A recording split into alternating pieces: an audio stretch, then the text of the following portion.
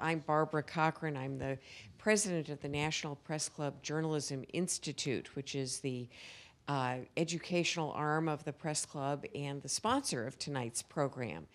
And before we get started, we want to thank the Evelyn Y. Davis Foundation, which gave us a grant that will fund our press freedom programming all year long. We're very pleased to have that support to be able to bring you this kind of very interesting program, which you're going to hear in just a moment.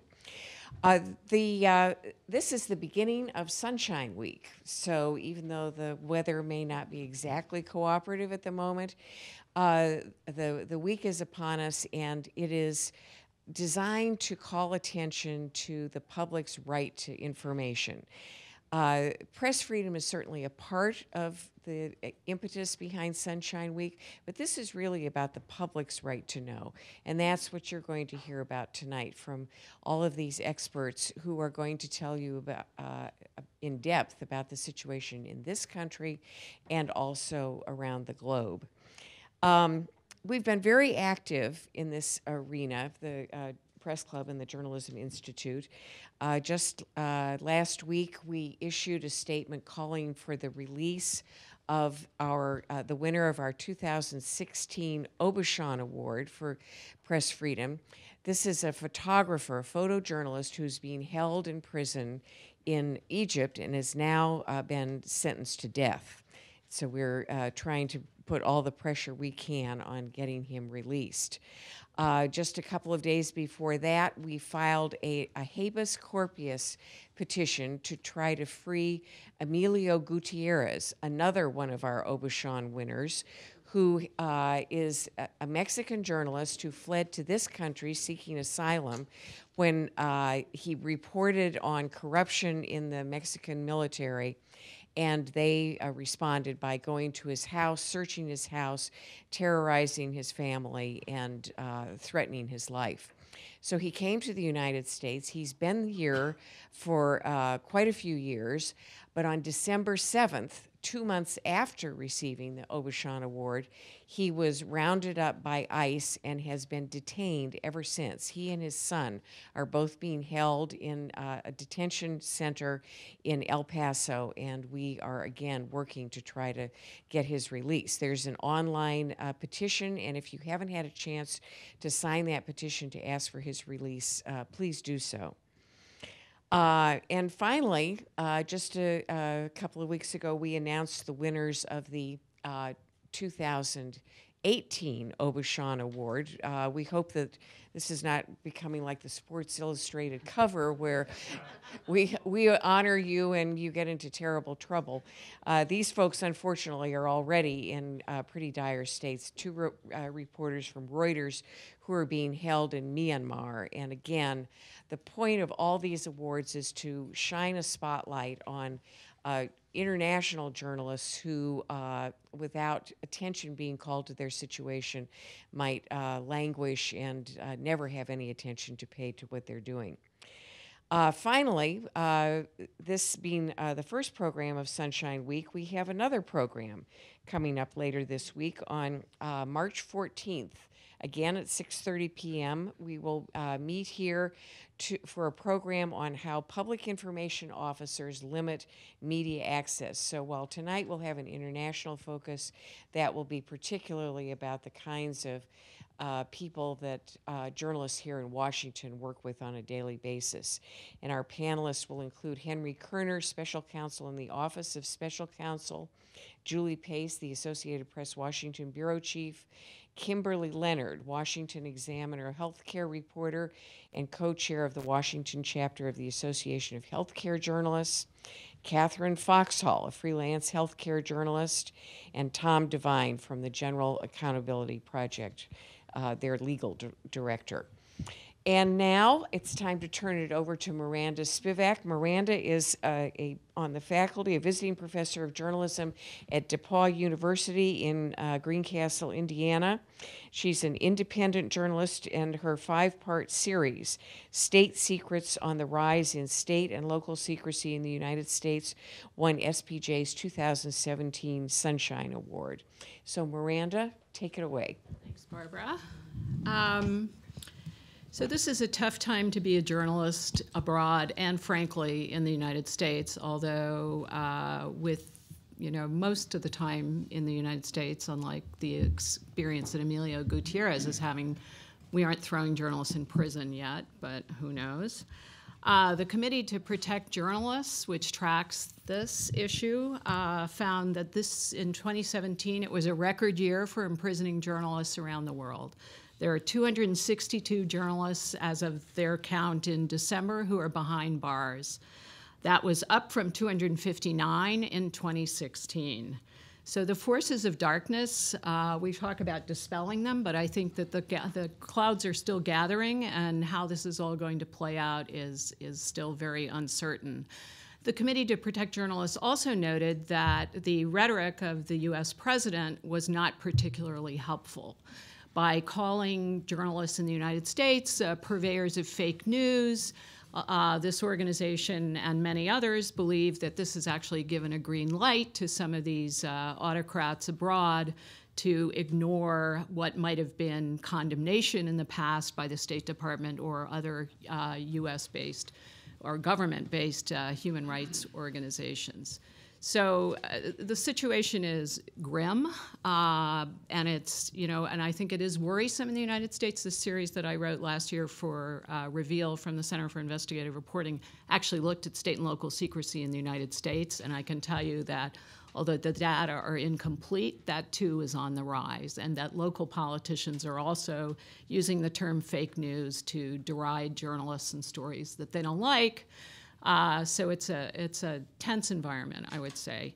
So I'm going to, here's how we're going to do this tonight. Each one of our speakers, who's an expert, will talk for 2 to 3 minutes to sort of set the stage.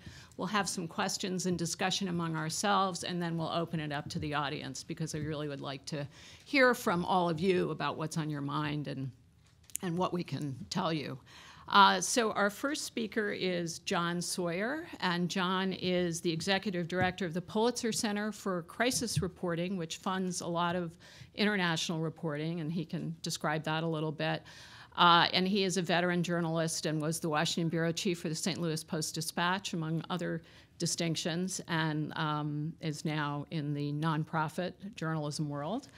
And Jon will set the stage for sort of the international picture. Thank you, Miranda, and thank you all for coming out tonight. I'm going to make just 2 sort of quick opening points, and following on what Miranda just said. In my view, the biggest consequence of President Trump's attacks on the media has been felt around the world, much more so than here in the United States itself. And secondly, because of Trump's utter domination of news coverage here in America, too many of these global developments are not receiving the attention that they deserve. No journalist has been arrested in the United States under Trump's administration, for example, but in Turkey, as of last December, according to the CPJ report that Miranda just referenced, there are at least 73 journalists in jail today, and 270 plus around the world. In the United States, every major media outlet has experienced a Trump bump surge in subscriptions. We're seeing a surge in aggressive investigative reporting as well, arguably the most aggressive and hard-hitting since Watergate. It doesn't feel to me, as an old guy who's been in journalism for a long time, like the media is cowed. I know there's a lot of talk about it. I don't feel it myself in terms of the United States.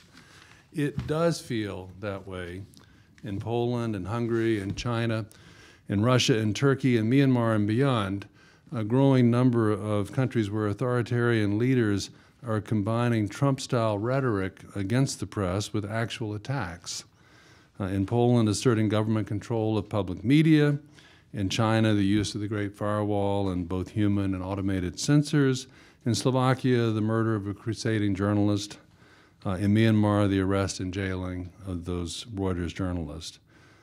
The New York Times columnist Nick Kristof was in Myanmar last week reporting on the brutal suppression of Rohingya Muslims that he said amounts to genocide, in which he said the government of Myanmar is largely getting away with. On PBS NewsHour Weekend, Nick said part of the problem is that right now the Trump administration is not terribly interested in human rights around the world. It has its own focuses, and we in the media, who normally would be highlighting these kinds of issues, we're now enormously distracted by President Trump himself. There isn't really much of a business model in journalism for covering these kinds of stories, he said, and without coverage, these kinds of crises persist. Now, Nick Kristof knows from his own experience the limits of journalism's current business model.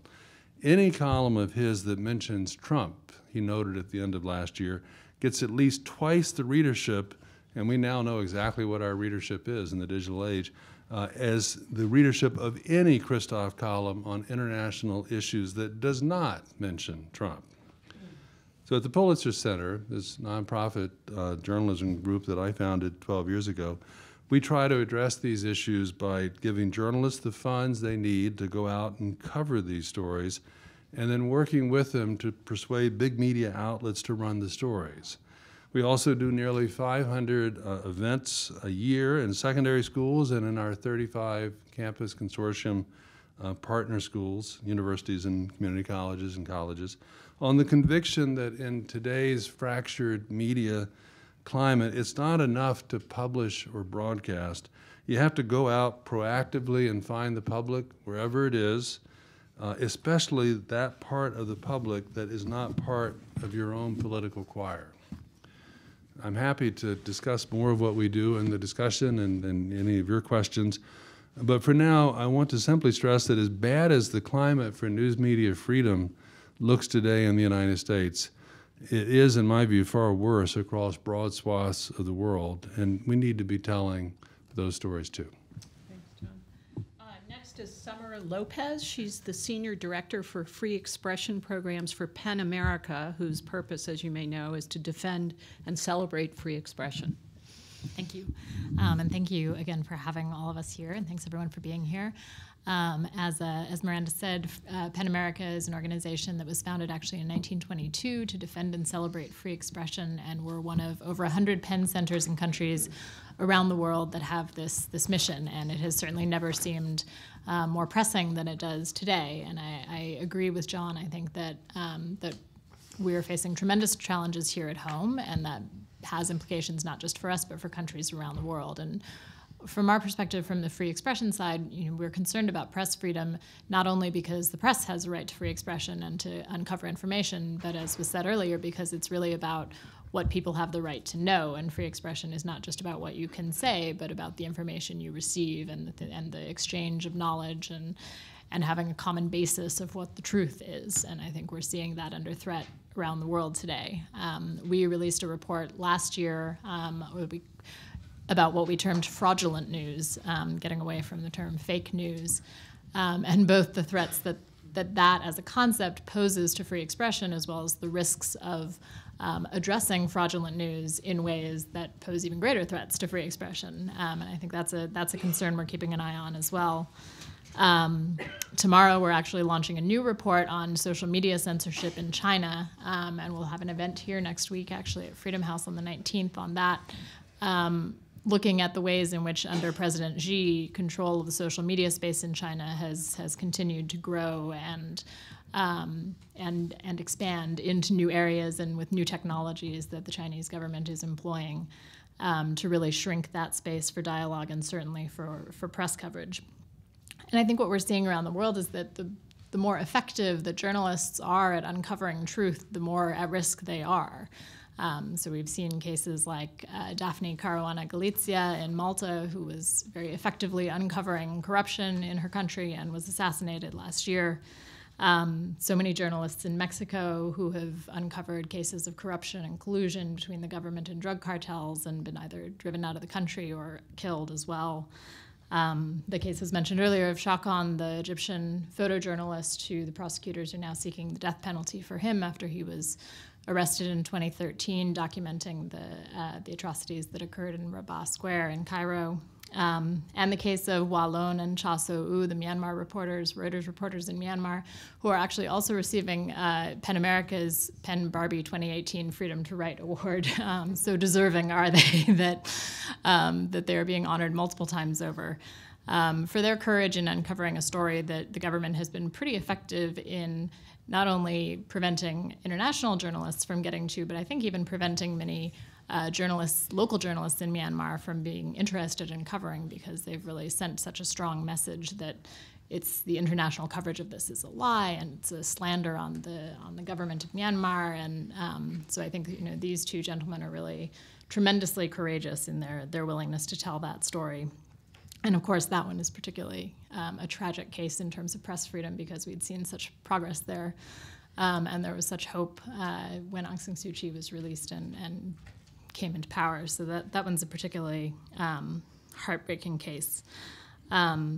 I do think it's worth mentioning just quickly that I do think there are bright spots out there too. And I think that sometimes, obviously the environment is deeply alarming, but I think that we recently had a delegation of Russian digital entrepreneurs, all of them really in their 20s and 30s, who we brought out to the US, to New York, and to the Bay Area to meet with a number of tech companies, media companies.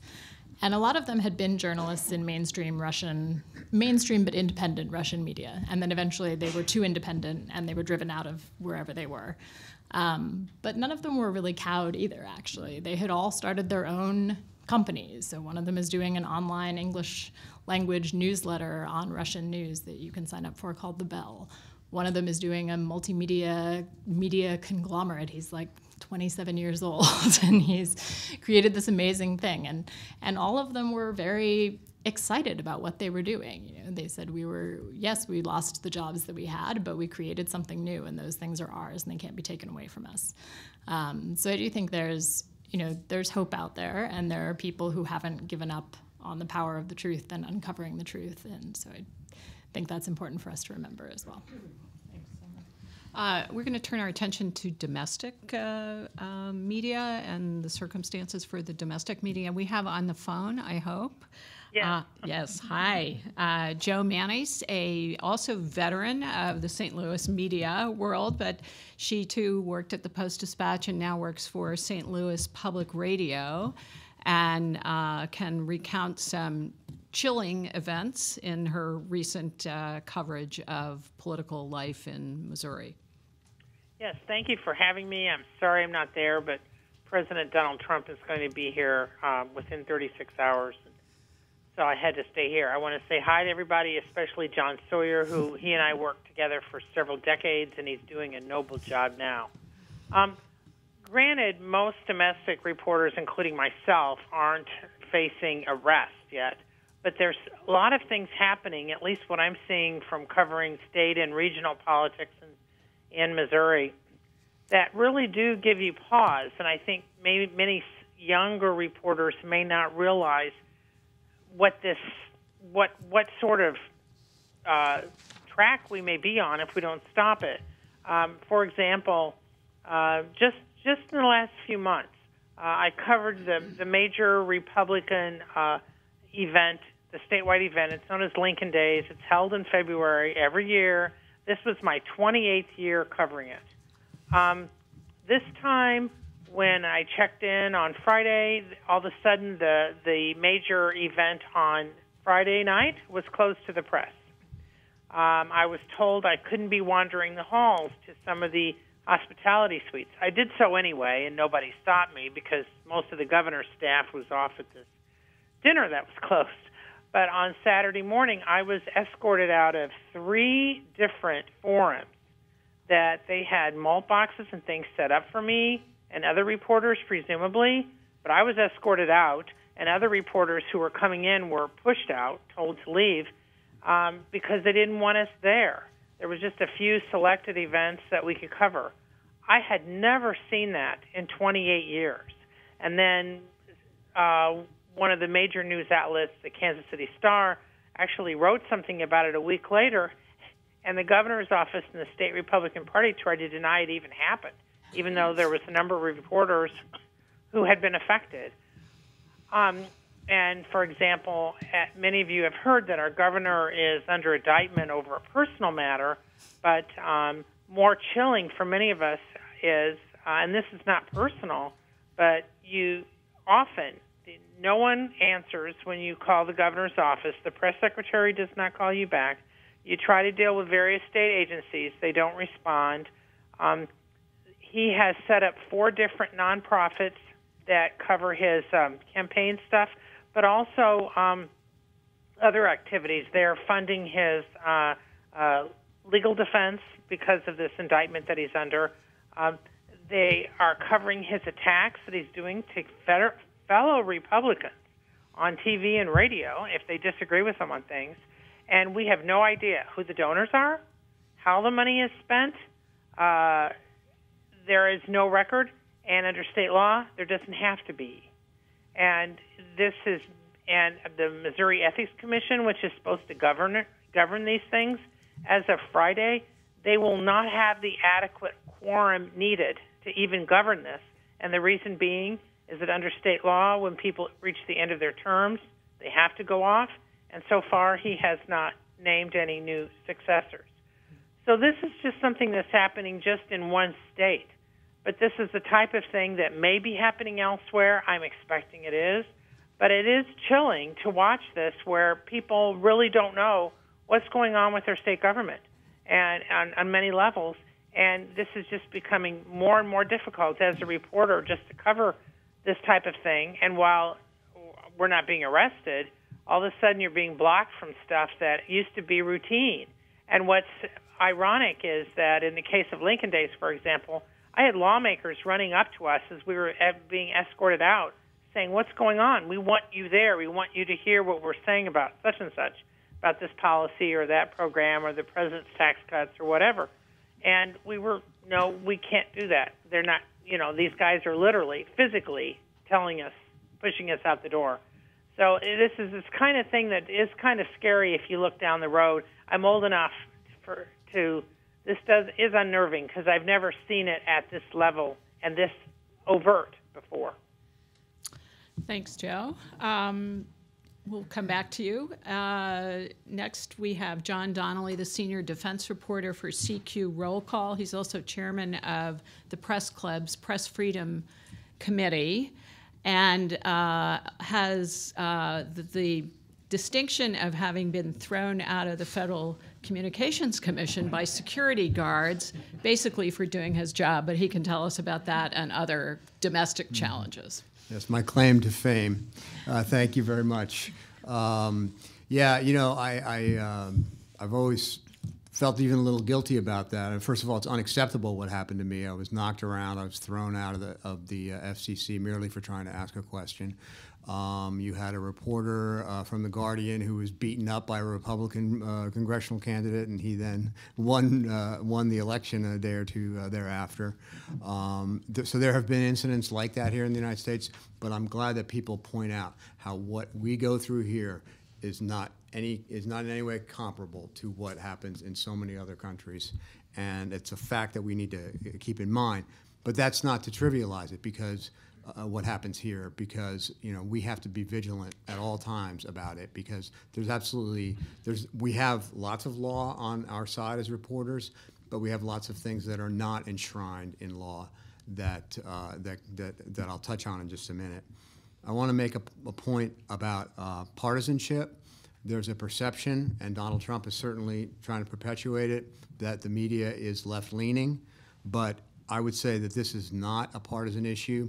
We criticized President Obama when he launched more leak probes than all of his predecessors combined last year. If this was a Democratic president, I think we'd be holding the same forum, at least regard to the U.S. part of it. So, I do think Trump's comments are the top threat in the U.S., and I see them having an effect globally, as others have pointed out. They're literally quoting him abroad, the fake news business. The Committee to Protect Journalists has an interesting compilation of something on the order of 1,000 tweets criticizing the media by Donald Trump since 2015. I mean, I knew it was a lot, but I didn't know it was 1,000. And, there is such a thing as fake news. It usually comes from Russia, right? there is such a thing as ideological news here in the United States, both left and right, okay? And there are incorrect reports. But when we, in the mainstream or lamestream, whatever you want to call it, media, when we make mistakes, we put our names on the articles, but when we make mistakes, we own up to them. And I'm not saying we don't get it wrong, because we do, but it's not intentional, is what I'm trying to say. But there's another aspect to this that is not really talked about that much, and it's a little uncomfortable for me to even say it, and that is the public's role and the public's responsibility. Donald Trump got elected and has continued this assault, this verbal assault on the press, because lots of people believe him, and lots of people are not questioning it. And to me, that's a statement about our education system in general, about our civic education in particular, about media literacy. I don't know exactly what the answer is, but I think we have to, at some point, bring up that part of the conversation. Teaching people, that some sources are more reliable than others. Let's see, a couple other things I want to say about some of the U.S. incidents, things that are sort of looming out there. One of the ways that we are not, I'm not a lawyer, but my understanding is that we are not protected by law is when there is a criminal investigation and the prosecution wants to get access to reporters' sources, and they do so by subpoena. Last year, press organizations hammered out an agreement with the Justice Department, actually an updated agreement, about the circumstances under which it was okay to subpoena a reporter to find out his sources. You can't be able to, there can be no other way that you can find the information is one key aspect of it.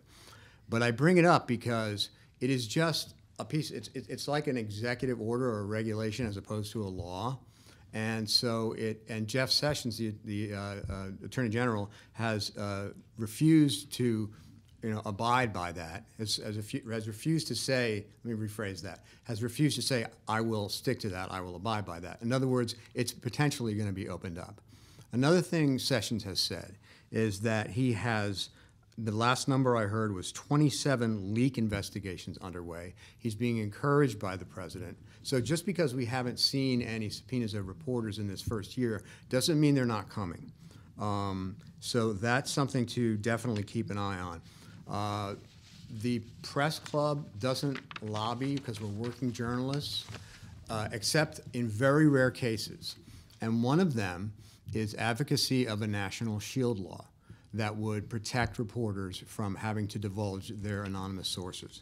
That's an example of a statute that we believe is needed. Other issues that we're facing here, cyber threats, being able to protect ourselves in cyberspace. The government is not supposed to be snooping on reporters' emails and cyber traffic, but who knows what they're doing illegally. It's possible. Also, under the FISA law, they could accidentally come across a reporter's, in the course of monitoring the communications of a terrorist target abroad. Some of these terrorist targets or people who might be connected to people who might be connected to people are talking to U.S. reporters. So there's a concern, I know, among some of the press freedom groups about how reporters can get ensnared in that kind of thing. But all in all, the challenges that we face here in the United States are not anything compared to what's going on abroad. But again, we need to stay vigilant. Thanks, John. Our last speaker is Nazanin Ashkan. She's the Senior Program Officer for IREX, which does training and security work with journalists abroad. And you can tell us a little bit about what you're seeing. Yes. So thanks for having me here. Just briefly about the program I work on, because I promised John I will explain more. So SAFE Initiative is a program that conducts safety trainings for journalists and human rights defenders. The safety trainings that we provide are integrated trainings or holistic safety trainings, meaning that we approach the issue of safety from the 3 levels of digital safety, physical safety, and psychosocial well-being. In addition to safety trainings, we provide solidarity events that promote solidarity and raise awareness among journalists and human rights defenders. Additionally, we conduct individualized risk mitigation plans for the more at-risk beneficiaries, and these could be reactive to a certain threat, or they can be proactive. And in general, the goal of the program is to enable journalists and civic leaders to continue their work in difficult situations in closing spaces safely and resiliently. And this is done through equipping them with tools and knowledge and skills they would need to manage and mitigate risks. We work in 4 regions across the globe in Central America, East Africa, Eurasia, and the Middle East. And we formerly implemented our program in South Asia. And what we do is we have local teams in all these regions, local teams of trainers that train local journalists and human rights defenders. In terms of some of the things that we see in SAFE, I wanted to mention to you some statistics from our program. And this is based on data we have been collecting just during the year and a half ago. And it comes from 5 SAFE centers, including 11 countries. And because the data comes from the more at-risk journalists, it cannot necessarily be a representative sample for all the journalists in the regions. But just some interesting numbers that are kind of chilling and a good food for thought. In response to the question that we ask on our surveys, the pre-training surveys, has your work as a journalist ever caused you any security concern? 70% of the survey participants responded yes. Additionally, 58% of participants responded yes to the question, in the past 12 months, have you experienced any negative consequences due to your journalism or blogging activities? Out of the individuals mentioning their work causing them security concerns, 88% had concerns in terms of personal security and safety. 55% had concerns in respect to security of their families. 47% were concerned about security of information, and 43% were concerned about security of their sources. In terms of specific risks faced, 125 respondents from 11 different countries mentioned that they were personally threatened because of their work. 45 expressed that their friends or family were threatened. 39 were physically attacked. 27 were arrested or detained. 43 expressed that their identity was exposed against their wishes. 20 were fired, demoted, or reprimanded at work. 9 were kidnapped. 13 had their emails intercepted or data stolen, and 28 had their website or weblog attacked. Sorry, I'm ending on a sad note, but this is some of the information that we have. Thank you. So I think one question I want to ask right away is, Jon has mentioned that the U.S. media has kind of dropped the ball on the coverage of these international challenges and outrages that are being experienced by journalists all over the globe. And if the State Department is not going to take a stronger stance on human rights, which seems to be the case at the moment, what is the next step, do you think, either for journalists or nonprofits or NGOs? Well, I think we need to cover these stories, and you're not going to do it through a conventional commercial media model, or at least not entirely. And I think we have to sort of provoke as much conversation as we can among our peers in the business. And we're in a sort of fortuitous position in a way with the Pulitzer Center, because we are working with all of the major media outlets, and we do 150 projects a year. And most of the big outlets they know that these stories are important, but they have to cover the Trump outrage of the day, or there are a handful of stories that have to be covered, and even with the Trump bump surge that I talked about earlier, that's it's been good for the Times, good for the Post, good for a few other outlets. For most outlets, they're at the margin. They simply do not have the resources to go out and cover in-depth enterprise reporting on issues that are beyond the top 2 or 3 or 4 of the week. The advantage we have is that if we do fund that work and it's done at a very high level, it's easier to get it placed in those outlets. And so, we do 25 or 30 international stories a year with PBS NewsHour, and we do I don't know, 15 or 20 with the New Yorker and with other big outlets. And so we're in a position where we can kind of leverage coverage of issues like Myanmar, the kinds of countries, the places that we've been talking about here tonight.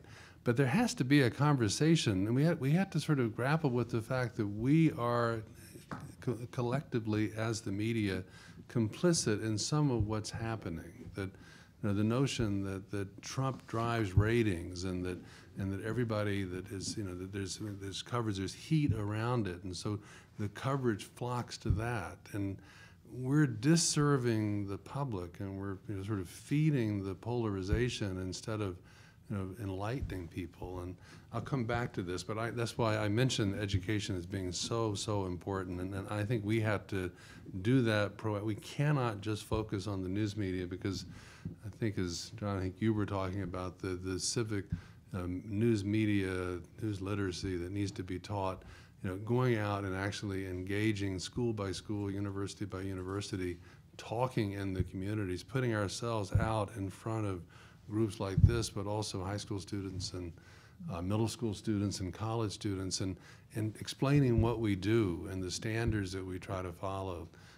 We have to kind of rebuild the support that we had from the public. I was struck by Joe's reference to being frozen out of the meetings, the Lincoln Day events in Missouri. One reason that's happening is because the Post-Dispatch, the St. Louis Public Radio, the media institutions don't have the same clout that we had when Joe and I started the Post-Dispatch. I think it was something like 70% of the household in St. Louis read the Post-Dispatch every day.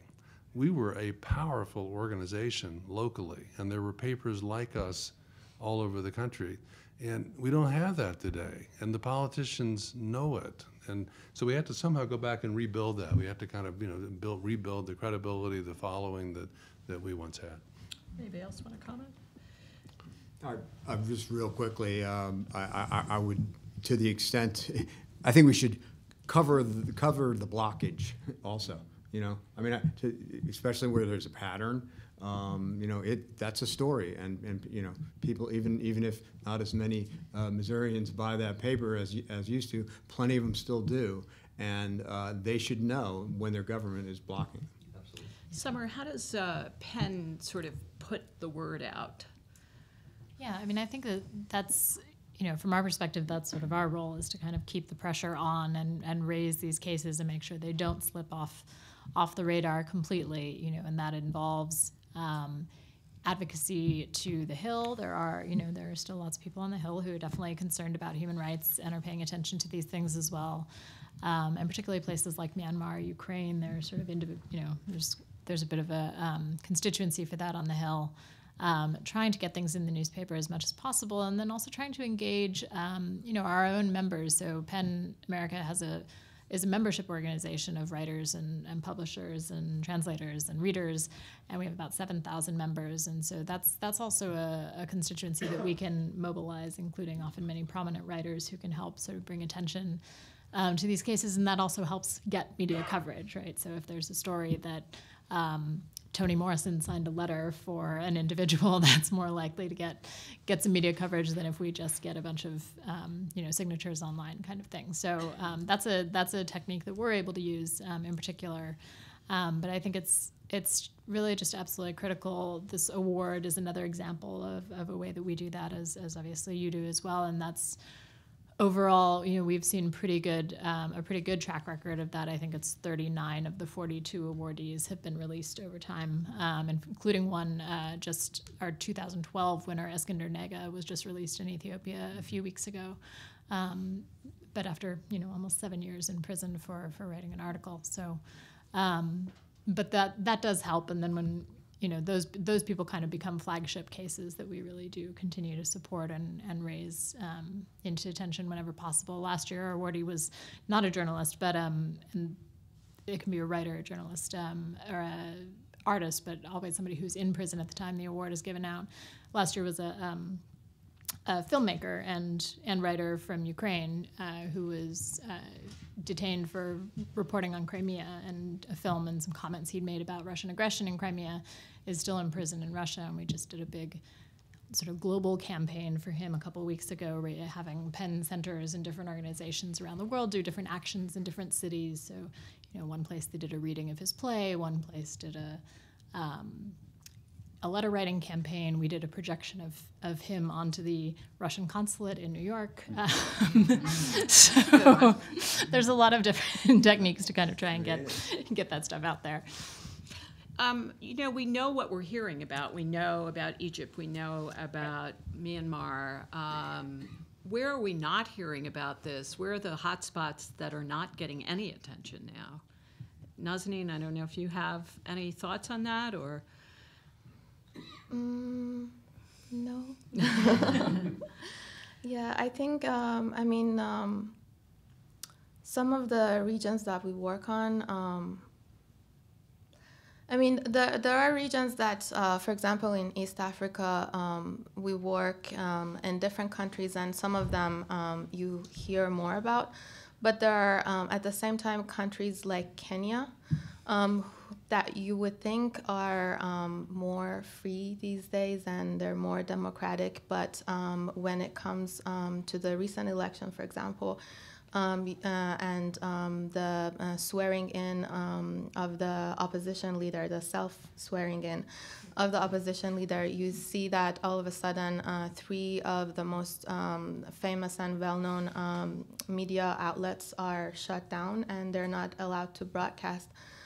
So I'm not saying that it's completely surprising to hear this from Kenya, but I would say that in the region, you expect things like this more from Ethiopia, for example, or South Sudan has more challenges. And many people have lots of hopes about Kenya, but all of a sudden you see a pattern like this. And I think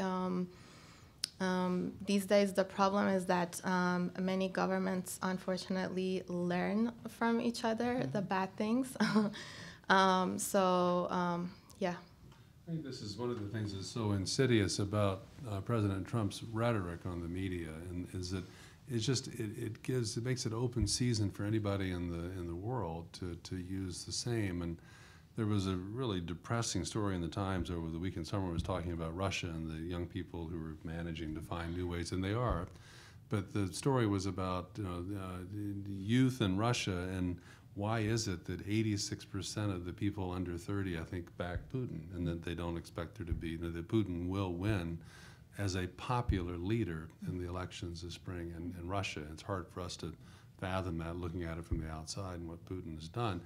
But the thing that was telling in the story was saying, quoting a young journalism student from Kargin, I think down near Kazakhstan, and she's 20 years old. She's studying to be a journalist. She on the way to school, she can listen she has access to the internet of the world. She can hear media. It's not like China. It's not as blocked as in China. But she said, yes, I know all of our state broadcast media. It's all propaganda for Putin. I know that. But so is all of your media, and that's just the way it is. And so that's the assumption that you start with, that you can't trust anything that you read. And we have a leader right now who is broadcasting that message 1,000 times, as Jon says, and it's sinking in around the world, and it's really dangerous, not just for us, but for people everywhere. Yeah, and I think that, it leaves few alternate models that are very prominent for people, right? If the countries they sort of see as the powers in the world are China and Russia and the United States, and we're not standing up for democracy, or we're saying the same things about the news media that Putin is,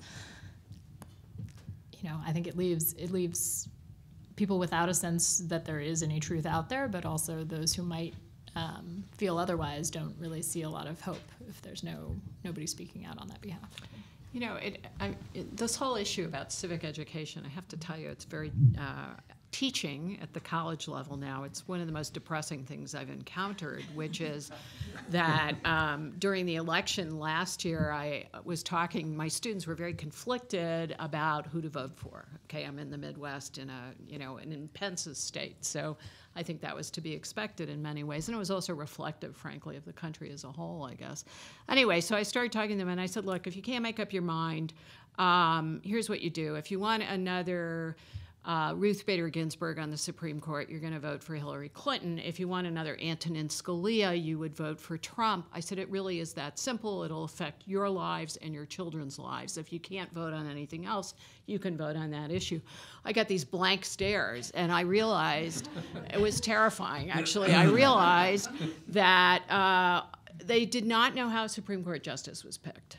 And then so we talked about that, and then I asked them how much government they had taken in high school, because it's clear to me they weren't taking it in college, even though there were political science majors in the room. And they said 1 semester. And, that's clearly, I think, a problem in the United States. We've starved the public school systems in many states, and civic education has taken a back seat. But I also wonder about internationally, when you're talking about young people in Russia who have just bought into all of this, is there any role for journalists, nonprofits, whatever, to sort of talk about this worldwide? And is there a way is anybody doing that? Is there a way to do that? I can comment on that. I think this is really important because unfortunately, the rhetoric of the politicians is leading to a lot of public distrust in the media and in the civil society, and this is not a new tactic. It's been used for decades in different countries, and now it's just more widespread. And I think, as some of the panelists mentioned, it is really important to invest in media literacy. And the example that I want to bring is is a program that IREX implements. I don't work on that program, but it's been pretty successful. And it's investing in media literacy in Ukraine, where Russia-sponsored propaganda is a significant issue. What the program does, and so far we've had a pilot stage of that, is to train citizens on how to look at the news in a more analytical way, and how to be better consumers of information, and how to demand better quality information.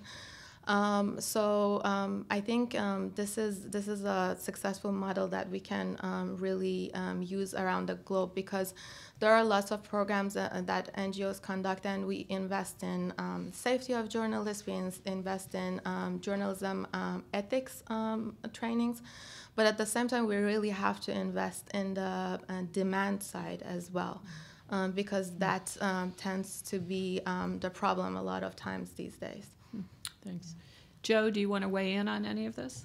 Well, I think what they're talking about is said on a state level. It's on a smaller scale, obviously, and not as dramatic, but it really does concern me that you start down this road, and 5 years from now, we could find ourselves in something hopefully not as dire, but still much more difficult. And you've got, and I run into this a lot with younger reporters who don't grasp,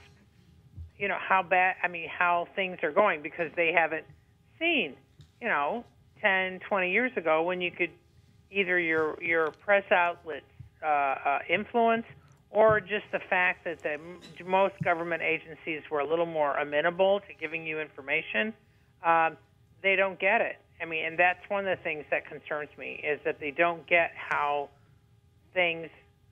this is worse than they think it is, and that you need to stand up now, because otherwise it's going to get worse. And as John was mentioning, most news outlets, including like the Post-Dispatch, is like a quarter of the size it was when we started there. In the Jefferson City, the state capital, the number of journalists covering is down by about half just within the last few years. It's the economic issues facing the industry are coupling with these a whole different viewpoint of how much should be open in government, what shouldn't be, and I think the collision of that is not good for the public or the press. Yeah, thanks. I want to open this up to the audience to see about any questions that you may have for our panelists. Jody. 2 quick points. There's a story in the paper today about a new poll saying college students agreed with press freedom.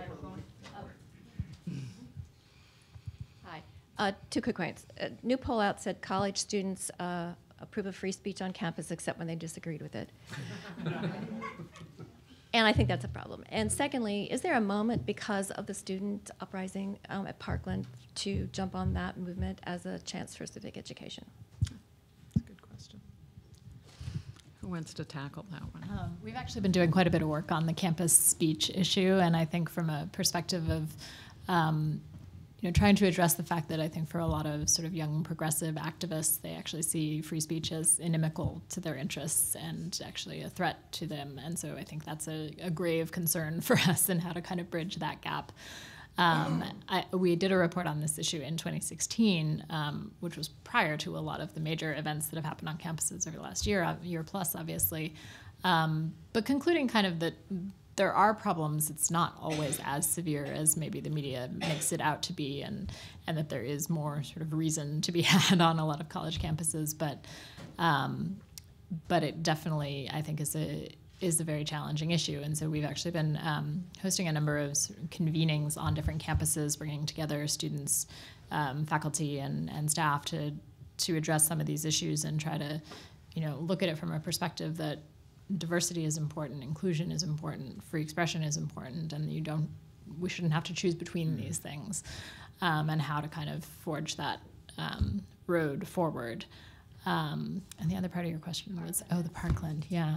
No, absolutely, and I think, the fact that, I can't remember which one of the young men it was who said, of the people that criticized him, of course they have a right to say that, and that was like yes, that's wonderful.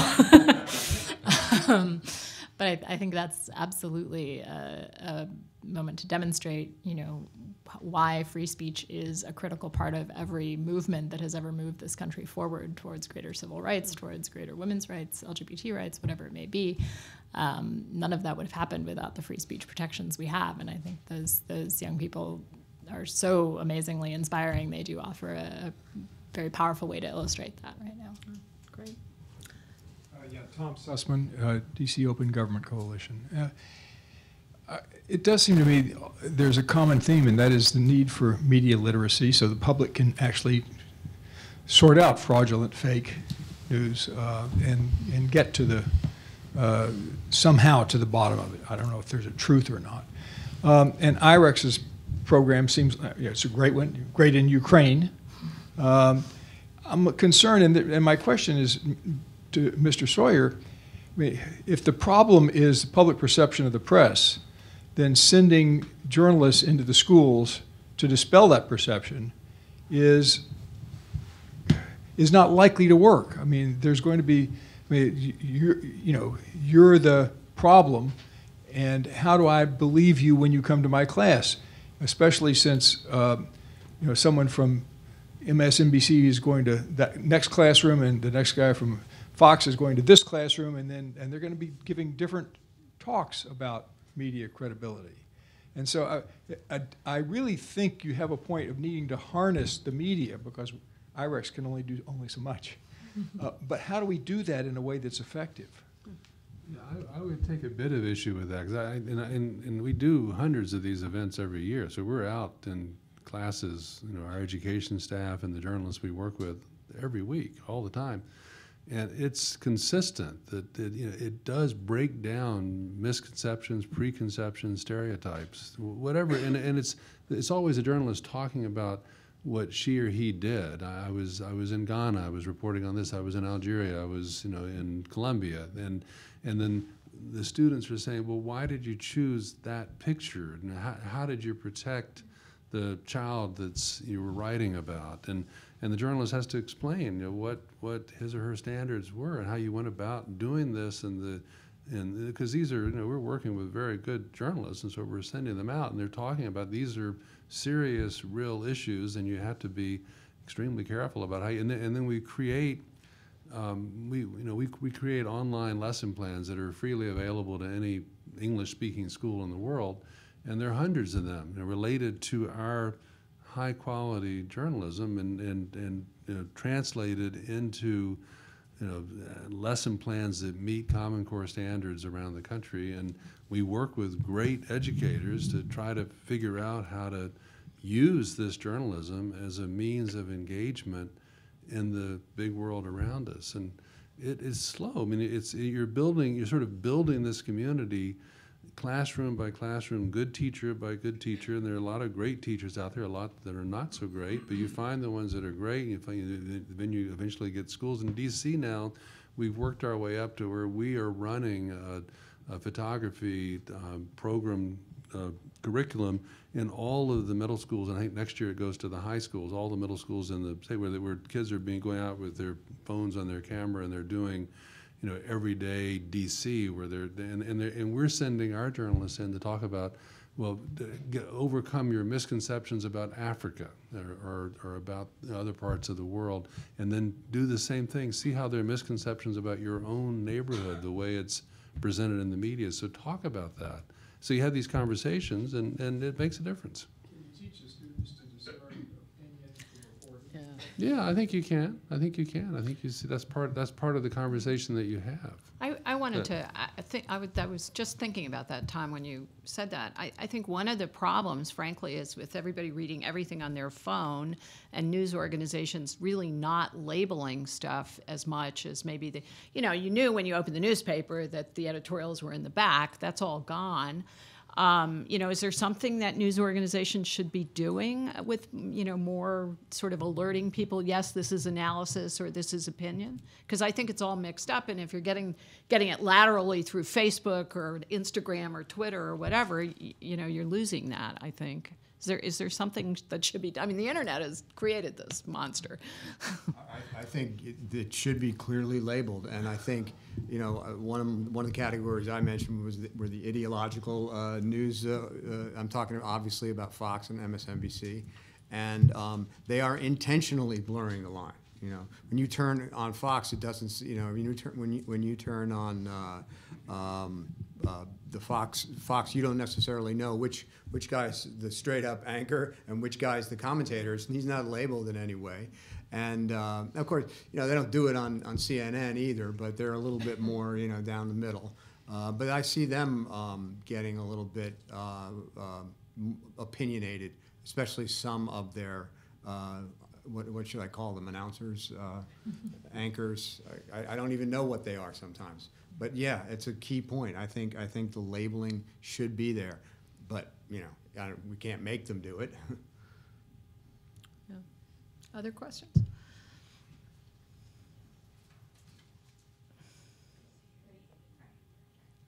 Hi, my name is Leanna Salva. I'm actually a graduate student of journalism at Georgetown University.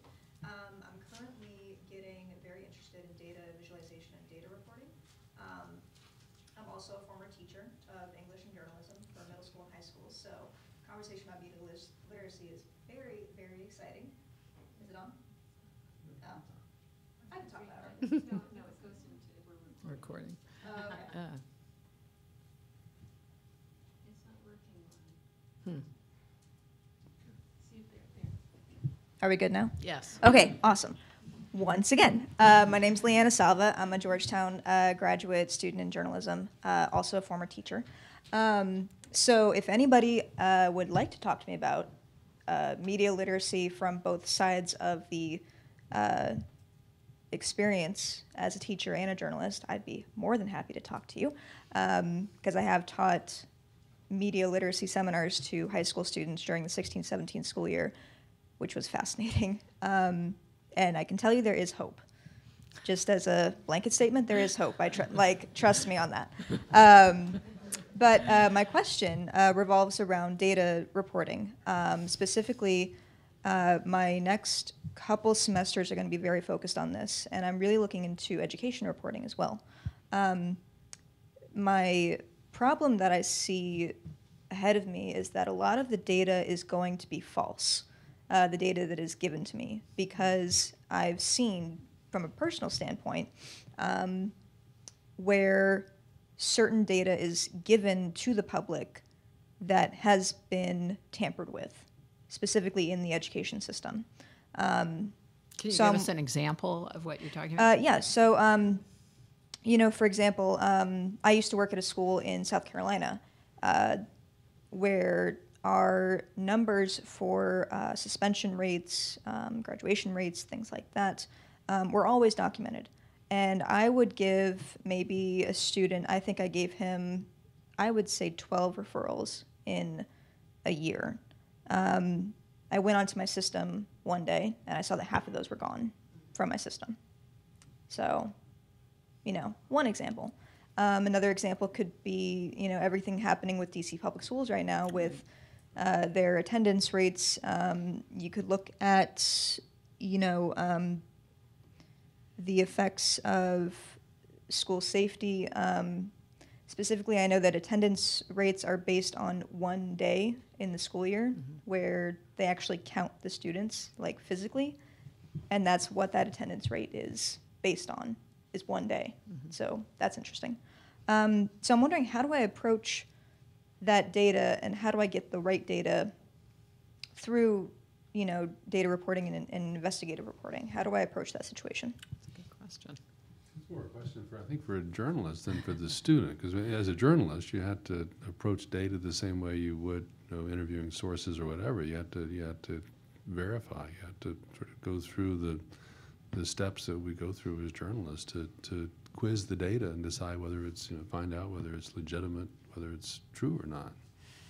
Because bad data, it doesn't matter how good the data visualization is. If it's, you had great charts that the school system here put out on the graduation rates, and it was fraudulent data. And how did that come to light is the question. Through reporting. It Right. was through the public radio here, and I think it was WAMU that sort of Right. did that Right. spectacular reporting. But it was not, I say spectacular, the effect was spectacular, but it wasn't very hard. Once they actually started going out and interviewing schools and sort of looking at it, and they said, whoa, it's like picking up a rock, which is always the story. That's why journalism is such a great business to be in still. Well, and also because the human factor is really what tipped that story. Right. The data seemed extraordinary. The same in Prince George's, actually. The same issue is being played out there. The data seems extraordinary, and the rate of improvement was very quick. So immediately you wonder, But I mean, it's a good question, but you have to talk to people and find sources. But I'm really glad you're doing data visualization. Yeah. I think that that's a tremendous power in that. We've done a number of data visualization projects at the Pulitzer Center with various news partners, and it does convey a story in a completely different way than and it has to reach is much bigger than just a print story or even a video story. Yeah. I'll give a quick example. It's tooting my own horn a little bit, but maybe a lot. Over in Congress for the last few years, the folks on the Armed Services Committees have been clamoring for billions and billions more dollars for defense. And they said the reason, look over here, all these ships are running into each other in the Pacific, and these planes are crashing, and they'll show you a chart that shows this upward spike of mishaps. But we decided to spend a little time digging into it, and when you step back, you see that upward spike was here, but actually mishaps have been going down like nuts for more than a decade. But of course, that fact is not what drives defense dollars to the contractors in their districts, so they don't want to talk about that. But that's an example of how you can frame the data, and you have to ask questions about where the data came from, what years are you talking about, what's included, what's not included, all that. Good question. Thank you. My name is Lian. Thanks for your presentation. I often hear that the journalists would protest that a foreign country do something against the violation of the human right against your peer group. But how about those, your peer group in the United States didn't report it right, sort of like they ignore the whole thing or change the story? If you call it fake news or if you call it false reporting, how's your behavior or your reaction against those? Can you be more specific about? Let's say if the fact is in the United States is injustice or violation of human rights, but the reporter didn't really report it. Instead, they blame the black is doing the things rather than the white is doing the wrong things. They blame on somebody else. So how is your peer group doing this type of things? How do you react, and do you shame on that reporter, or how do you really ask the government to do the right thing? Yeah, I think Jon actually touched on sort of the self-policing of the journalism world, but maybe you want to amplify that a little bit? Sure. I mean, it's a very competitive industry. So, you know, if one paper gets it wrong, the other paper assuming there is another paper in town, which isn't always the case now, but let's go to TV. If one TV station gets it wrong, the other station is going to be happy to monitor that and report that. So we check each other. And, you know, a reporter who gets things consistently wrong is not going to last very long. It's just not good for your career. So there's a lot of ways in which we can, we do check one another, but it's not perfect. Thank you. Hi, I'm Sally Davidow with the News Guild, which is the union that represents journalists. You know, I have this feeling that the issue we're addressing is always an issue, but these are really very unusual times, and this is qualitatively different than anything we've ever seen in my lifetime, certainly. I think there's a couple of threads. One of the things that I've noticed is that there's a big move for transparency among journalists, talking about who the anonymous sources really are, you know, identifying them in some way, and describing how a report was put together and how it was gleaned. And I think those are good things. But I also feel like we have to, you know, we have to respond a little bit differently than just the usual stuff. You know, Jon mentioned the SHIELD law, which I certainly think, you know, is something that probably most people in this room support. We're also supporting the Journalist Protection Act, which Representative Swalwell introduced in February, because, you know, a couple of our members have gotten beat up, you know, by the guy from the Post-Dispatch was beat up by cops and arrested and, you know, kept overnight and really traumatized by the experience. We had another guy who was beat up by somebody who went on the next day to win election to Congress. So, you know, I think part of it is just really standing up for journalism. It's standing up for facts. I think we really have to do that. And then, just if I can go on with one more point, is this whole idea of what's a business model that works in this day and age as the industry changes. That's something that we struggle with a lot, you know, whether it's nonprofits taking over papers or what the way forward is. I still think there's a lot of work to do on that. Thanks. Over here. Hi, I'm Tam Harbert. I'm a freelance journalist. As you've mentioned, newspaper staffs have been decimated, particularly state and local coverage. And freelancers have been brought in to cover a lot of things sometimes instead of a full-time journalist.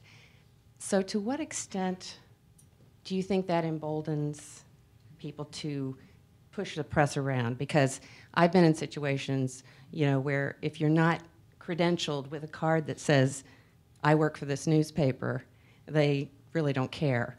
And to what extent also does the whole citizen journalist thing, there's now a spectrum. There's the professional journalist, freelance, you know, employed full-time freelance, we're very, very professional too, but we're not employed by one organization. And then there's kids running around, or very smart people running around with a phone, and they're reporting, but they don't necessarily have the professional training. So I just wanted to ask you guys to comment on that.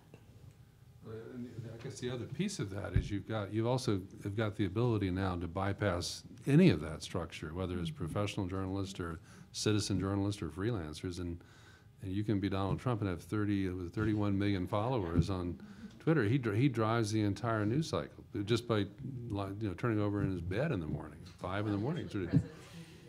No, they never have. They, I mean, all of us have been, covering. I've been covering since Carter, but they had to sort of really, ration out the amount of time that they exposed themselves because they knew they were the loss of attention, and Trump is upended all of that. So that's purely a function of his mastery of the medium of the moment. That's dangerous. Anybody else? I think the citizen journalist thing is generally a good thing. I mean, whether it's police brutality or uprisings in the Middle East, now anyone with a camera can show what's going on. What they show is not necessarily the full picture, though, as we've seen. So you have to be careful. But I prefer more information as compared to less, and it's great to have that. It's a plus, I think, on balance. One thing I wonder about also, though, is although I agree, I'm a freelancer now too, and I agree that we can be very professional, but my alma mater, the Washington Post, ended a lot of its foreign bureaus and a lot of its domestic bureaus, and I just singled them out as one example, but there would be many, and now has this broad group of freelancers. And trust but verify. I mean, how is a big news organization able, or a small one, frankly, able to really verify the people that it's vetting and hiring and who are representing them? And I think that also contributes to anxiety among readers, sources, whatever, about are they really able to get it right, and can the Home Office really judge what's being sent in? I think, again, the changing model has, I think, also contributed to, correct reader anxiety about, are we really able to report everything correctly? I'll just throw that out there. Well, just to be slightly contrarian about looking back at the golden age of that we all look back at when we had 3 times as many journalists and we had big staffs at all these newspapers and networks. We went looking back over the 40-odd years that I've been at this, thinking about what happened after 9/11 and the collective decision to go to war in Iraq that the best of our media outlets, with very few exceptions, went along with. I just saw 2 great plays that some of you may have seen at the Arena stage here in Washington, Great Society, which was just a reminder of just how manipulated we in the media were in the entire country, and the lies and deception, the sort of fake news. I mean, how much fake news went on to get us into Vietnam and dealing with the civil rights movement, Martin Luther King, the things that were covered in that play. And then even more poignant in a way, there's Hold These Truths, which is a one-man play about the Japanese American, the incarceration of Japanese Americans in World War II. And in that case, it's a character who's in Washington State. He's an American citizen, second-generation Japanese American, going to the University of Washington. He's thrown into jail. It's his case that eventually the Supreme Court overturns 40 years later. But Edward R. Murrow is one of the people saying that they've all got to be locked up. And Murrow has this broadcast of that period in saying that if the Japanese bomb Washington State, it's likely that some of the pilots will be wearing University of Washington sweatshirts. And so we had to lock them all up. And Roosevelt, Murrow, everybody was in favor of it. I think that's a very fair point about the golden age, which wasn't maybe so golden. And it hopefully helps us think about where we are today with some context. That there's a lot of challenges that we're facing right now, but We've had a lot of challenges. Yeah, I also think that the New York Times, I really like this page 2 feature they're doing now where the writers are sort of talking about how I got the story or what I thought about when I got the story. All that sort of explanation of how journalists work, I think, can contribute a lot to rebuilding trust.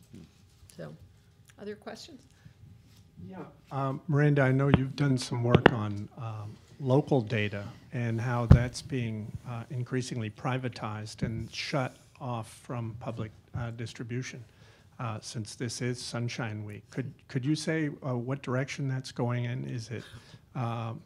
Is it county, city, and state level across the United States?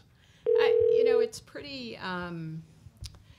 It really does vary from state to state, but D.C. is an interesting example. One of the stories that I discovered was that if you wanted to reproduce the D.C. code, if you wanted to link to a law, you couldn't do that because the code published was owned by, I think it was LexisNexis or Westlaw at the time, and And this is going on all over the country because, laws change every year. Municipalities, state governments actually do not have the infrastructure to revise their codes, so they hand it off for free to LexisNexis or Westlaw or whatever, and then they give it back to them, but they essentially own the copyright, not that it can really be copyrighted. So, there was a cyclist in D.C. who wanted to link to a law that said you can't park in valet parking because the bike lanes were being blocked by valet parkers, and he found out he couldn't link to the DC law on his blog. That actually changed in DC. They did a hackathon, and they, were able to get a bunch of cyclists and other internet lovers who actually stripped out all the copyrighted material and the commentary and all this kind of stuff. But I was frankly shocked by that. There's a guy who's suing Georgia because Georgia, privatizes its laws too. So, lawyers can get all this, they pay for it, but the rest of us, you cannot actually link to a lot of this on the internet. It's crazy. So, that's just one of many trends at the state and local level. But the other thing that's gone on in a lot of states is that they all have state Foia laws, but they're being chipped away at bit by bit. There's tons of exemptions now, and they're not even written into the Foia law, so you can't even figure out where they are.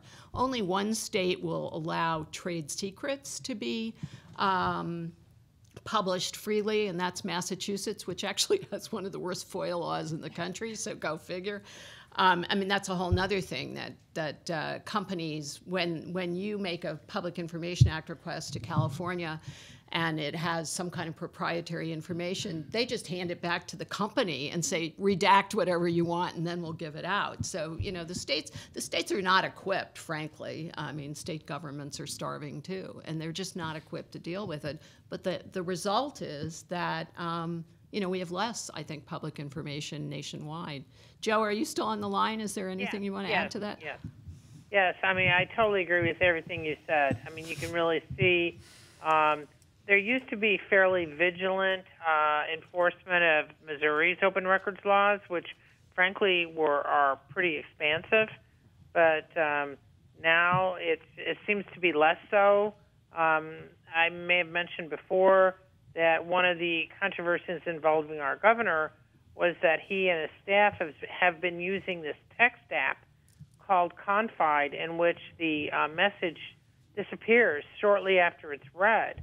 Well, under pressure from the public and other groups, the Missouri Attorney General, who's a fellow Republican and running for the U.S. Senate,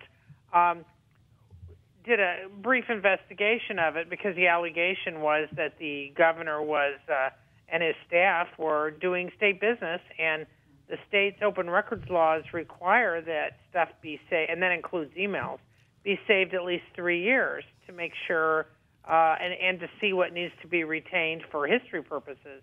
Well, the Attorney General sort of cleared him, but he even said in his report, which was put out a week ago, that, there was no way to know for sure because they're taking their word on what actually was being sent. And he did have a cautionary thing kind of saying, well, why don't you guys quit using that? But I mean, so my point being is that there's no way to know what sort of business, either professional or personal, that was being conducted with that app, and we'll never know.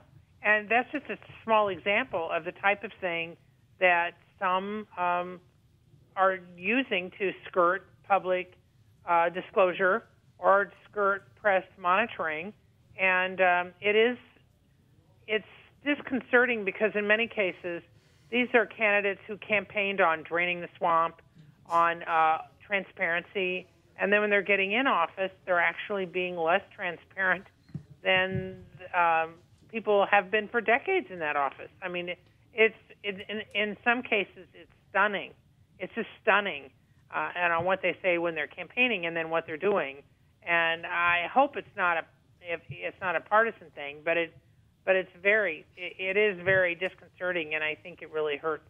It hurts the public. It hurts us as reporters. But the basic thing is it hurts the public. That's who we're reporting for. Those are the people we actually work for. You know, they're going to us to find out what's really going on in their government. And if we don't know, who knows? Right. Thanks. The issue of text messages is very interesting. The states are completely divided on that as to whether it's public, they're public or not. That's probably eventually going to end up at the U.S. Supreme Court. But, you know, is that, you know, it's email is clear, but do they have to retain text messages? And that's a whole nother dimension to this. One more question? I was wondering how you would assess the efforts of advocacy organizations or even the professionals involved in our field in reaching policymakers and decision makers versus reaching the general public with an awareness of these issues. How important is it to reach one or the other or both, and how well are we doing on either of those fronts? That's an interesting question. I think journalists are terrible at explaining why it matters. You know, it always sounds like a bunch of whining journalists saying, oh, I didn't get access, I got thrown out. I mean, Joe, not to take anything away from what you said. I totally admit. But I That's think why the that translation... wasn't the lead in my story on Lincoln Days, because I figured that. Yeah. I had a subhead farther down the story explaining that. Yeah, I think the translation, I mean, I think you raise a really good point, which is you have to explain over and over why, you know, you're the proxy for the public, basically, and just what Joe said, if we don't know, you're not going to know, and so campaign finance, all this circumventing of these campaign finance laws now at the state with the 50, whatever they are, C4s or whatever, where there's no disclosure of, you know, why does that matter? You know, why shouldn't we know that who the donors are and what they're getting in exchange? But I think me personally, I think the media does a poor job of explaining why it's the public's interest at stake here. I don't know about anybody else. Well, that's absolutely key. I mean, you know, we have to. What you just said, Joe, is exactly how we have to say it. That we are the public. You know, we're the eyes and ears of the public. And you know, we were talking about education earlier. You know, if I was a government teacher in high school, I would explain that in a democracy, the citizens are in charge. But they can't do a very good job if they don't have information. And the way they get the information is through the press. And maybe that's just not being taught, you know. But to me, it's absolutely critical that we do not appear to be some kind of special interest, you know, complaining and looking for some advantage that's other than trying to tell the public the truth as best we see it, first draft of history. Yeah. And this sort of goes back to the question I think you raised earlier about how do we treat this? Is this an unprecedented moment or not? Or do we you know, just double down as to the work that we've always done and say this is the work we're doing with this administration the same way we did it with the Obama administration, all the ones that came before? And to the extent that you, as media, if we get to be perceived as part of the resistance to this particular government, which is particularly challenging, as we all know, it just undermines our ability to make that case. And so it's a dangerous moment for us because it's very easy to kind of fall in to the resistance rhetoric, because there are so many things that have been said that are, you know, outrageous frontal assaults on things that we cherish as journalists and what we think of as central to democracy, but also attacks on minorities and ethnic groups, religious groups, everything. There are lots of reasons to think this is a moment where you cannot act like normal. But in a way, to me, and I keep trying to make this argument to our journalists and to our news media partners, it's all the more important to play the role that we've always played and to call it straight and to hold everybody accountable, including ourselves. Yeah. I think that makes it more important for nonprofit organizations who are able to do some of the advocacy on behalf to really step up in this moment too. And we have also seen some research that suggests that when you try to make this case to the public, talking about the media playing a role in your right to know things is what resonates. Saying, you know, the media is being attacked by Trump really doesn't resonate at all. But I also think, coming from many years of working on these issues overseas in authoritarian states, that, you know, there's also lessons to be brought from that, and highlighting the fact that while it isn't bad here now, what we're seeing are warning signs that are recognizable to people who've worked in Egypt, in Russia, in Turkey, and continuing to hammer home that message too, that we are at sort of a crux and where we can go one direction or the other, and we need to not take it lightly. I think on that note, we'll conclude. Thank you all very much for coming. I think our speakers will hang around for a few minutes if you have any other questions, and thank you all. That was a good panel. Thanks. Thank you, Joe. Bye, Joe. Maybe she's gone. Thanks. Joe I just found out from Facebook last week that Joe is like 9 days older than I am.